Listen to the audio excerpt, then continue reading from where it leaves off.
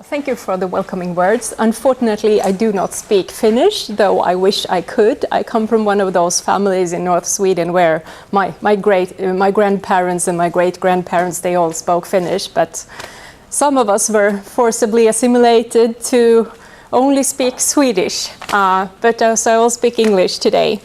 I work at Mid-Sweden University at a research center that is called Risk and Crisis Research Center. I have a PhD in sociology, and at the moment I work on a research project on risk communication. I will talk a little bit about that later on. I'll just mention something about the Risk and Crisis Research Center so that you know who we are. It's one of 8 research centers at Mid-Sweden University, and what we are doing is that we develop and communicate knowledge about risk, crisis, and sustainability. We are doing research and education. We have in our different departments, we come from different departments, we offer both bachelor's and master's degrees connected to risk, crisis, and sustainability. And we also work very much with external partners. Our researchers work together with other universities nationally and internationally. We work with local and regional authorities, police, rescue services, private companies, and NGOs. Because we believe that we need to have good relations and work in collaboration with those who work practically with risk and crisis management in their everyday life. It will make our research more concrete, and it will contribute and be more beneficial to society. Every second year we arrange Åre Risk event, which is a conference for both researchers and practitioners. It is held both in Swedish and in English. It's used to be very popular because we have this meeting between the practice and the research community. We also have open seminars. Our researchers come from 6 different departments and 11 disciplines. We both have PhD students, researchers with PhD degrees, including 3 professors, and of course we have administrators and project assistants. So the main part of our research is focused on the societal aspects of risk and crisis management. We depart from a view that our society is diverse, and this diversity needs to be taken into account also in our research. We work together with researchers from different disciplines, work together with practitioners, and we have both applied and theoretical research. We also have a new research lab that we have developed in collaboration with external partners. It was inaugurated in November 2017. It will be an environment, or it is an environment, for research, education, and innovation. And it will offer both to our researchers, to our students, and to external organizations a very different environment for learning, for different exercises, and for development. In this lab we have a multisensory immersion technology. So with help of technology, people's senses will be affected in this simulated environment. So you will experience what is happening as if it was real. We can show images and videos in 360 degrees. We have different kind of sounds. The floor can tremble, so we can simulate earthquakes. We have smoke, we have smell. We have a different kind of things that we can use to affect people's senses. And then we have cameras, we have sound recorders, so we can study how people react in different situations. Yeah, but I believe that many of you came here today because you're interested in this brochure. This brochure was distributed to 4.8 million households in Sweden during the yearly Crisis Preparedness Week. The Crisis Preparedness Week it's a national campaign week that started last year, 2017, in order to enhance public knowledge about how to prevent risks and prepare for and act during crisis. The Crisis Preparedness Week 2017 had the theme that what would you do if your world turned upside down? It focused a lot on natural hazards and had as target group middle-aged women. And why? Because there was an assumption that women are more involved in the household. They take more responsibility, both for the household, but also to share information with their neighbors, with their family, their relatives, their friends, and so on.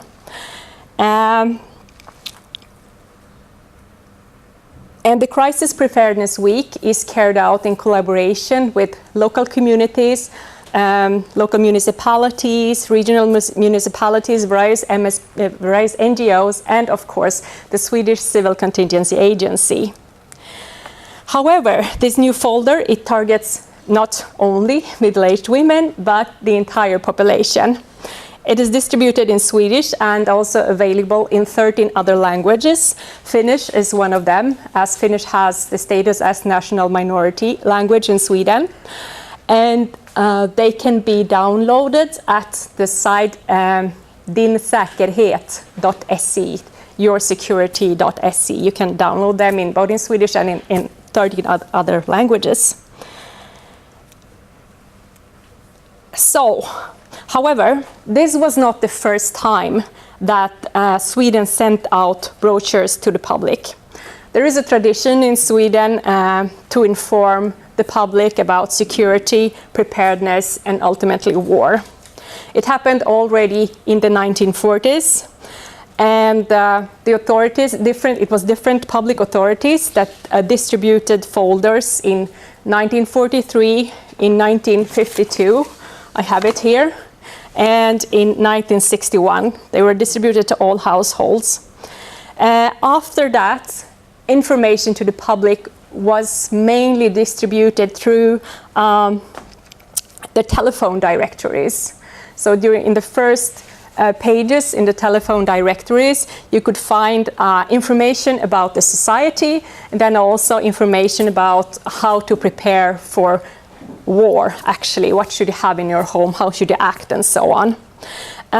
There were a few brochures that were published in the 1980s and in 1991. But these brochures, they were mainly targeting a specific professional group, like people working within the civil defense or people working within different organizations. And after the 1980s, the information section in the telephone directories were stopped. So for many years, the public were not informed on how they should prepare and how they should act in case of a crisis.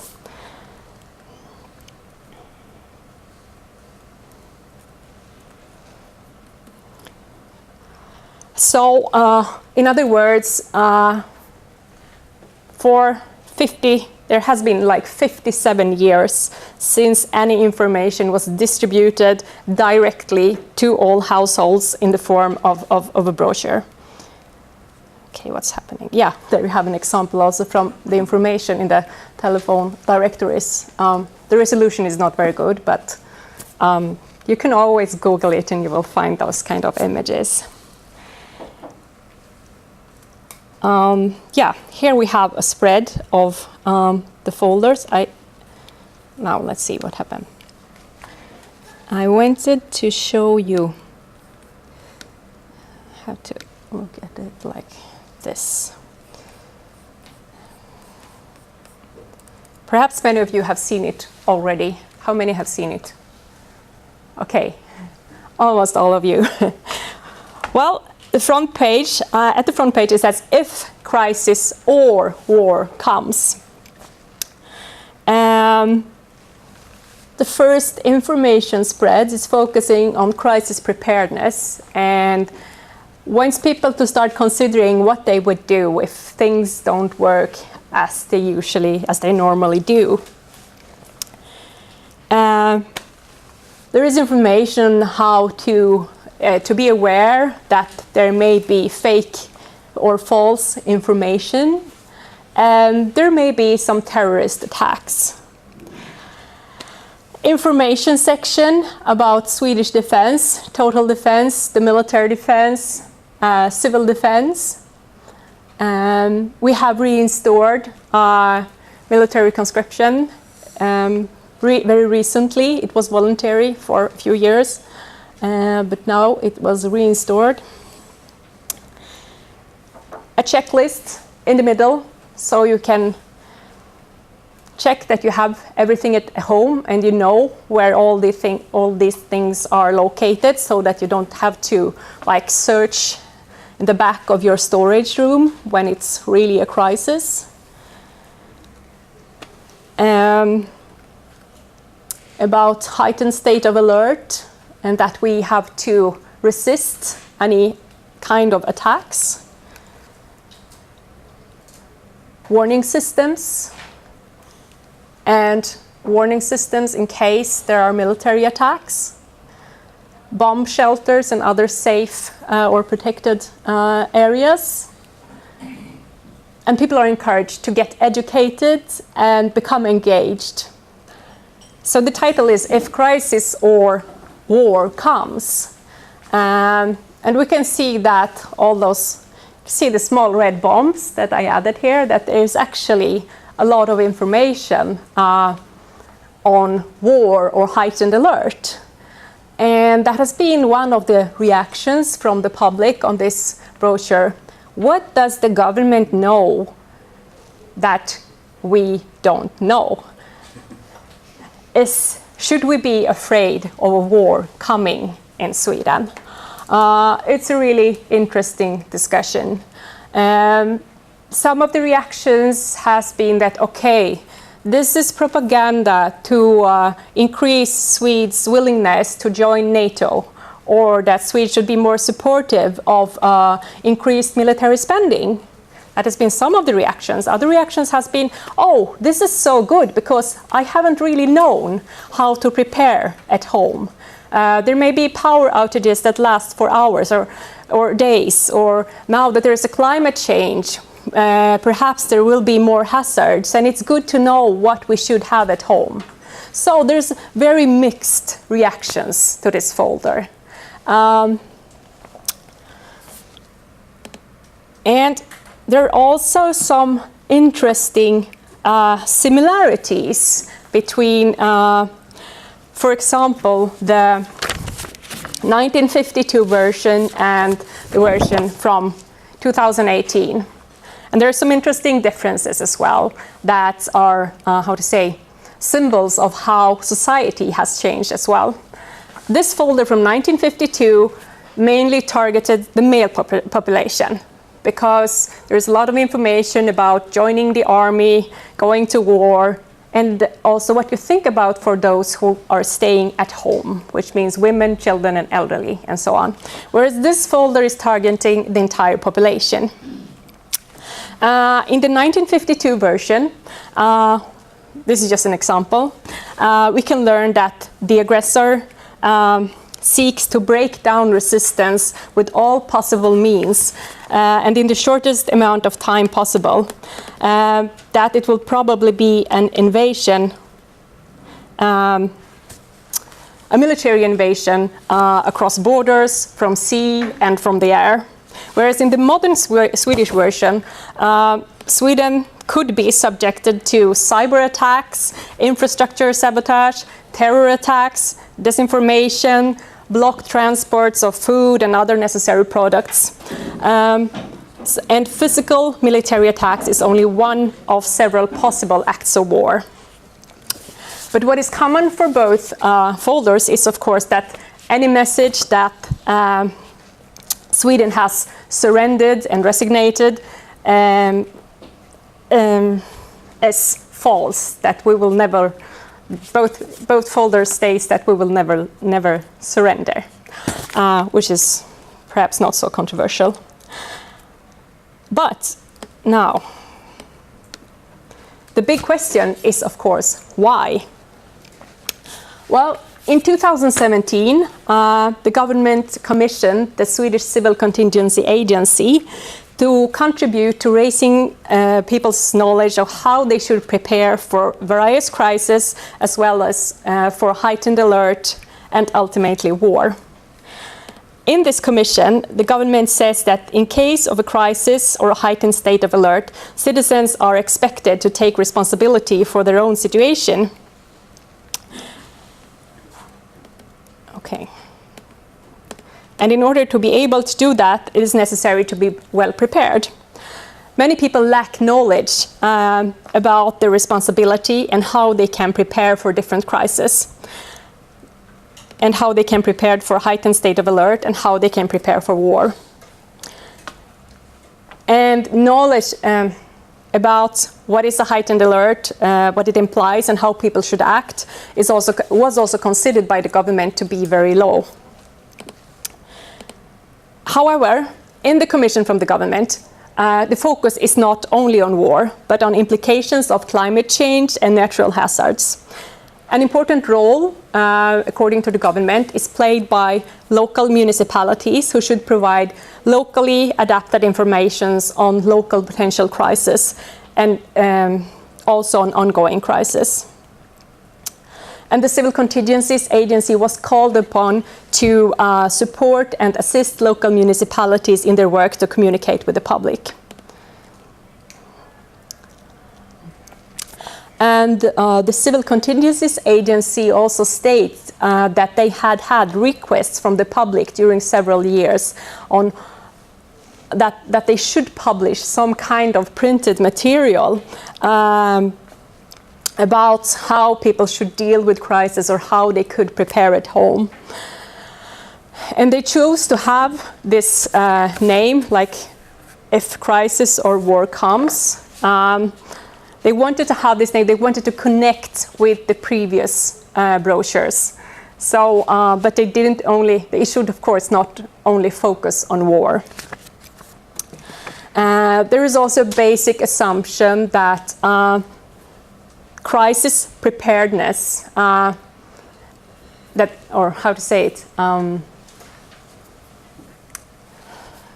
it is the same knowledge or same skills or same preparedness you use for societal crisis that you use during a war situation. But then you could also ask that during these times when we have a lot of electronical information, we have lots of sources on the internet, why should we have a printed brochure? Well, the government was clear in the commission that the mission of the Swedish Civil Contingencies Agency is to raise awareness of the population in terms of preparedness and what the consequences are for society and what it could be also for the individual if a crisis occurs. The government has been very clear that it should be in a brochure that will go out, or that would go out to all Swedish households. The Swedish Civil Contingency Agency, before publishing and distributing the brochures, they conducted focus groups. And during the focus group, the idea of sending out printed material was very well received. Because people believe that they need more information and they want the information to be available at all time. Because one of the possible scenarios that could happen is that the internet would go down, or that there are disturbances in different telecommunications. And then this printed material will always be available unless you threw it away. But people also want local information, not the information contained in the brochure, and that calls for the local municipalities as well to distribute some kind of information. In March, the Swedish Civil Contingencies Agency invited all Swedish municipalities and other actors when it comes to crisis preparedness to a conference to prepare for the Crisis Preparedness Week that would occur in the last week of May and early June. During this conference, this folder was introduced to the municipalities, and different strategies for communicating about crisis and preparedness were also discussed. And we had Dan Eliasson, the Director General of the Swedish Civil Contingencies Agencies. He said a few interesting things. Now I'll try to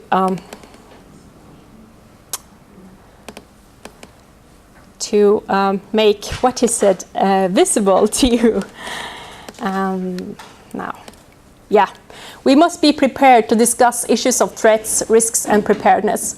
By involving the public, we can also build resilience. We must talk about what threatens us and what we need to defend. So by increasing the public's awareness about threats and risks, increasing the public's knowledge or awareness about threats and risks, that would also imply a discussion about what is threatened, because somehow it may not only be your house or infrastructure, like physical infrastructure, or for that case also immaterial infrastructure, but also important values such as freedom and democracy.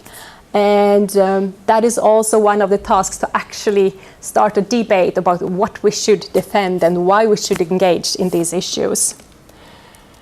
Preparedness is not only about managing with food, heat and water. It's also about resisting fake news and dissemination of disinformation, and attempts to make us question our basic democratic values. As I said before, there is a specific page on false information.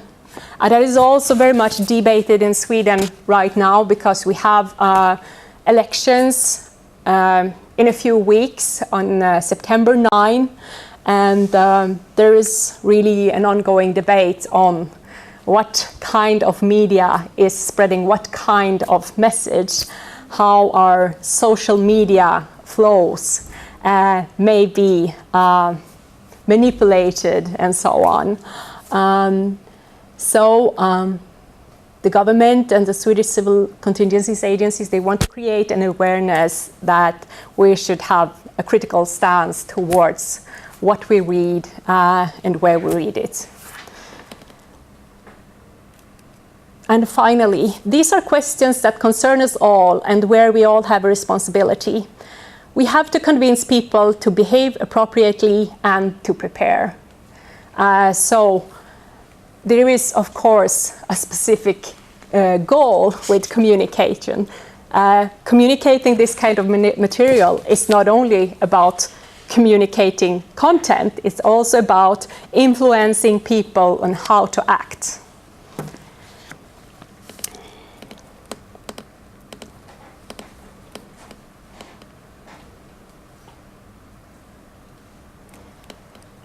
Okay, so yeah, and the distribution of this brochure is also caught international attention. Sweden is unique in some perspectives. For example, that we didn't have war on Swedish territory for 200 years. So, in different countries in Europe, in North America, and so on, people were a bit surprised, because they were also thinking, what does Sweden know that we don't know here? Is there a very clear threat to Sweden? And it was very interesting that we were distributing this printed folder to all citizens or households on how to prepare. Yeah, you could see there is the Russian Sputnik, BBC News, CNN, French Le Monde, Der Spiegel, and so on. So it was really something that caught the attention on what's going on in Sweden. I also know that there has been plans for a similar campaign in Latvia and Lithuania. Apart from that, we know very little of other similar campaigns. But I want to continue to talk a little bit about a study that I carried out with a few of my colleagues at the Risk and Crisis Research Center. It's a study that is called Alike and Different in Europe. We performed this study on behalf of the Swedish Civil Contingencies Agency, and I will talk a little bit about how risks and threats are communicated in 8 different EU countries. The countries that we studied, that was Cyprus, Estonia, Finland, France, Greece, Great Britain with a focus on England, and of course we included Sweden and Germany. And all these countries, they have different geographical and climatic conditions, which of course affects the risks that are communicated. For example, forest fires and water shortages, they are much more common than flooding in Greece. And in the same way, snowstorms are more common in Sweden and Finland than they are in Greece. But these countries, they also represent different public administration systems. And that is also relevant because the way in which risk communication is designed and implemented is influenced by the structure of the public system. Like France and Greece, they're examples of states that are characterized by a strong centralized government and a very powerful centralized bureaucracy, where the local levels are subordinated to the central power. And that contrasts very much with the German model, where the central bureaucracy is weaker and the federal subjects have greater power. In the Scandinavian model involving Sweden and Finland, the administrative structure is more decentralized, while new public management is more prominent in England and in part also in Cyprus. And finally, we have captured the post-communist environment in Estonia. Okay, yeah. So here you can see 3 pictures from 3 EU countries' information about what people need to prepare in case of a major social crisis. The pictures have in common that they all contain food in some form. And the picture to the left, it comes from the German, okay, now let's see, Bundesamt für Bevölkerungsschutz und Katastrophenhilfe, which means the Federal Office for Civil Protection and Disaster Relief. So in some parts of Germany, people are expected to store food and at least 2 liters of drinkable fluid per day for 14 days in case of a major crisis. In France, the government instead urges the citizens to prepare themselves by arranging an emergency kit, and that they will use, they will take it with them when they are evacuated, because their home is not considered a safe place. The emergency kits should contain food and water for 2 days, important documents and other essentials such as card games for the kids to keep up the courage. The last pictures come from the County Administrative Board in Västra Götaland County in Sweden. And it shows what we are recommended to have in our shelves at home here in Sweden. But now the Swedish Defense Commission, they have suggested that we increase the time that citizens are expected to manage to secure water, food and heat for themselves from 72 hours to 1 week.